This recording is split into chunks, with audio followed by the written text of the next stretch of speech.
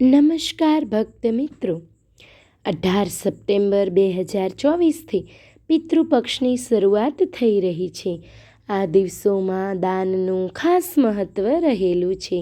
આનાથી પિતૃઓ પ્રસન્ન થાય છે અને ઘરમાં હંમેશા સુખ સમૃદ્ધિ રહે છે. પરંતુ અમુક વસ્તુઓનું દાન કરવાની સખ્ત મનાઈ છે. જો અમુક વસ્તુઓનું તમે દાન કરશો તો પિતૃઓ થઈ જશે નારાજ. તો ચાલો આ વિડીયોની અંદર આપણે જાણીએ કે કઈ કઈ વસ્તુનું દાન કરવું જોઈએ અને કઈ કઈ વસ્તુનું દાન ન કરવું જોઈએ. તો એની પહેલાં વિડીયોને લાઈક કરજો, શેર કરજો અને મંત્રમુગ્ધ સત્સંગ ચેનલને સબસ્ક્રાઈબ જરૂરથી કરી લેજો, જેથી કરીને આપને અવનવા વિડીયો મળતા રહે. સનાતન ધર્મના લોકો માટે પિતૃપક્ષનું ખાસ મહત્ત્વ છે. આ મહિનામાં પિતૃઓની આત્માની શાંતિ માટે તર્પણ, દાન અને સ્નાન જેવા શુભ કાર્યો કરવામાં આવે છે. વૈદિક કેલેન્ડર અનુસાર દર વર્ષે ભાદરવા મહિનાની પૂર્ણિમાના દિવસથી પિતૃપક્ષની શરૂઆત થાય છે. આ વર્ષે 17 સપ્ટેમ્બર 2024ના રોજ પિતૃપક્ષની શરૂઆત થઈ જશે અને 2 ઓક્ટોબર 2024ના રોજ પિતૃપક્ષનું સમાપન થશે. અમાસના દિવસે પિતૃપક્ષની સમાપ્તિ થશે. આ સમયગાળા દરમિયાન જે લોકો સંપૂર્ણ ભાવ સાથે તેમના પૂર્વજોની પ્રાર્થના કરે છે તેમના પરિવારમાં ક્યારેય ધનની કમી થતી નથી. આ ઉપરાંત લગ્ન અને સંતાન સુખમાં આવતા અવરોધો પણ દૂર થઈ જાય છે. આ દરમિયાન જરૂરિયાતમંદ અને બ્રાહ્મણોને દાન આપવાનું પણ વિશેષ મહત્ત્વ છે. અહીં એવી 7 વસ્તુઓ વિશે જણાવવામાં આવ્યું છે જેનું પિતૃપક્ષ દરમિયાન દાન કરવું અશુભ માનવામાં આવે છે. નંબર 1, લોખંડનો સામાન.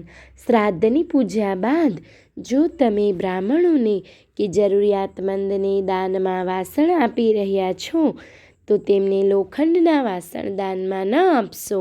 લોખંડના વાસણ દાનમાં આપવાથી ઘરમાં અશાંતિ પ્રસરે છે તેમજ પરિવારજનોનું સ્વાસ્થ્ય પણ બગડી શકે છે. નંબર 2, કાળા કપડાં. પિતૃપક્ષ દરમિયાન ઘણા લોકો ગરીબોને કાળા કપડાં દાનમાં આપે છે. આવું કરવાથી તેમની આર્થિક સ્થિતિ સારી રહેતી નથી અને પિતૃઓ નારાજ થવાના કારણે ઘરમાં હંમેશા અશાંતિનું સર્જન થાય છે. ત્રીજું, એઠું ભોજન. વાસ્તુશાસ્ત્ર અનુસાર ગરીબોને પિતૃપક્ષમાં ક્યારેય એઠું ભોજન દાન ન કરવું જોઈએ. આવું કરવાથી પૂર્વજો નારાજ થાય છે અને ઘરમાં દરિદ્રતા આવે છે. ત્યાર પછી છે પહેરેલા કપડાં. સામાન્ય રીતે લોકો પહેરેલા કપડાં કે ફાટેલા કપડાંનું દાન કરતા હોય છે, પરંતુ શ્રાદ્ધ પક્ષ દરમિયાન પહેરેલા કપડાંનું દાન કરવાથી તમને પાપ લાગે છે તેમજ પિતૃઓનો ગુસ્સાથી તમારા આર્થિક તંગીનો પણ સામનો કરવો પડી શકે છે. ત્યાર પછી છે અણીદાર વસ્તુઓ.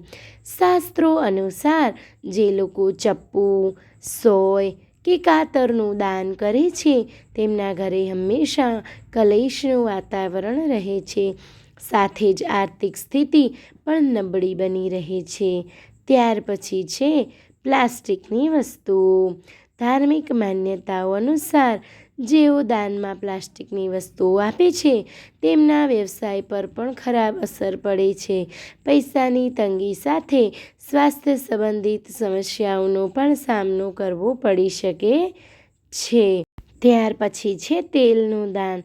શાસ્ત્રો અનુસાર પિતૃપક્ષ દરમિયાન જે લોકો તેલનું દાન કરે છે તેમના ઘરે ક્યારેય શાંતિ વાસ નથી કરતી. આ ઉપરાંત પરિવારજનોને પિતૃઓના ગુસ્સાનો પણ સામનો કરવો પડે છે.